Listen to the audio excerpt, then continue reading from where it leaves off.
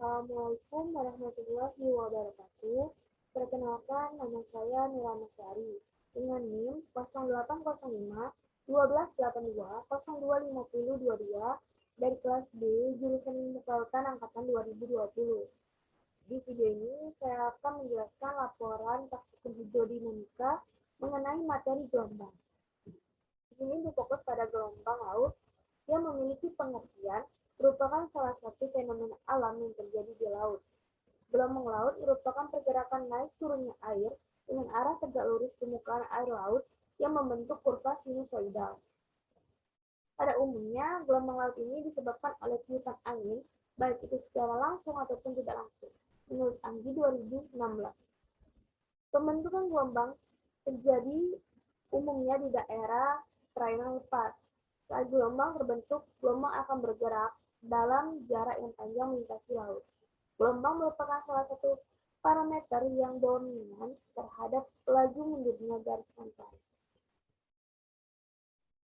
Itu merupakan gambar dari gelombang.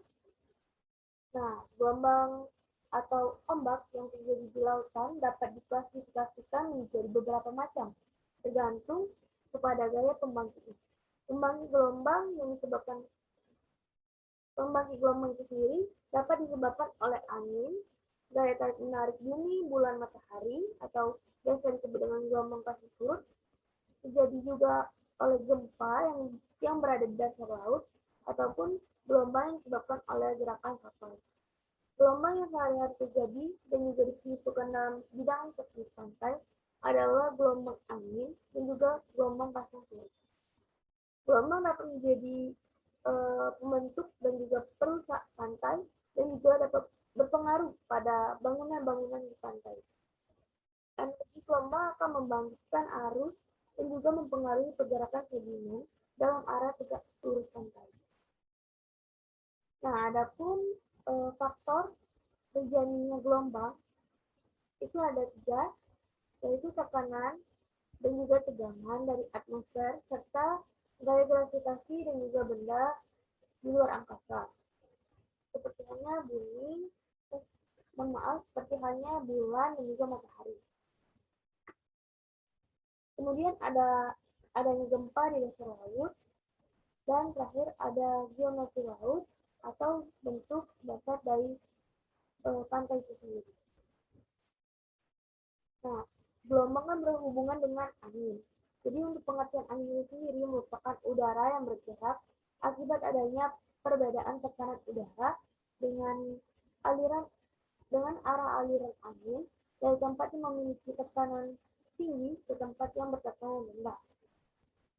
Angin merupakan sirkulasi yang kurang lebih sejajar dengan permukaan bumi. Kecepatan angin itu diukur dengan anemometer dan biasanya dinyatakan dengan knot. 1 knot adalah panjang 1 menit garis bujur yang melalui khatulistiwa dengan tempuh yaitu dalam 1 jam. Menurut Fiat Mojo 1999. Nah, pada angin ini pula dapat menyebabkan terjadinya gelombang. Gelombang tersebut merupakan gelombang angin di laut atau wind wave yang memiliki beberapa faktor penyebab terjadinya gelombang tersebut. Nah, faktor yang mempengaruhi wind wave ini yaitu yang pertama ada durasi angin yang bertiup, kemudian ada kecepatan angin, dan yang ketiga ada phase atau jarak yang ditempuh oleh angin dari arah pembangkit gelombang. Nah, dapat dilihat pada gambar, ini merupakan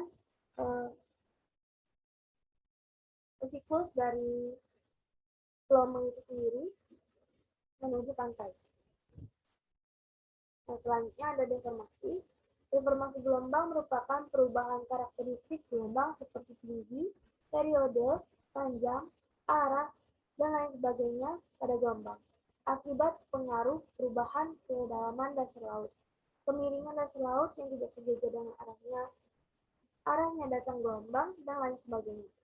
Deformasi gelombang yang sering dihadapi adalah gelombang pecah, Schelling, refraksi, dan juga refleksi gelombang menurut SCP 2020.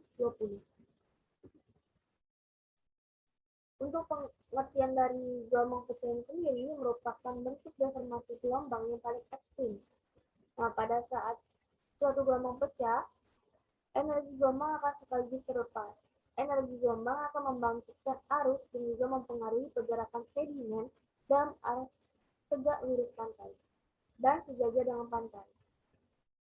Gelombang ini dapat dibedakan menjadi 4, yaitu spilling, surging, surging, dan juga collecting. Dapat dilihat pada kursus saya, di sini ada gambar dari spilling. Spilling itu sendiri apabila terjadi gelombang yang menjalar di pantai dengan dasar yang landai, pada pecahan ini, puncak gelombang yang tidak stabil turun sebagai white water atau gelembung-gelembung dan juga buih. Nah, kemudian ada pluging. Nah, pluging ini terjadi bila gelombang menjalar di pantai yang miring. Pada pecahan ini, gelombang yang mendapat sisi pantai memiliki lereng depan dan menghadap ke darat. Artinya ke daratan menjadi vertikal, menjadi lurus, dan puncak gelombang kemudian menggulung ke depan dan akhirnya menghujam ke depan. Seperti ini contohnya pada kursus saya. Selanjutnya ada collecting. Collecting sendiri apabila pecahan ini terbentuk, yaitu terbentuk menengah antara pecahan tipe pluging dan juga segi. Dapat dilihat pada kursus saya seperti tipe pluging dan juga segi. Ini kombinasi dari tipe pluging dan juga tipe segi. Kemudian yang terakhir ada segi.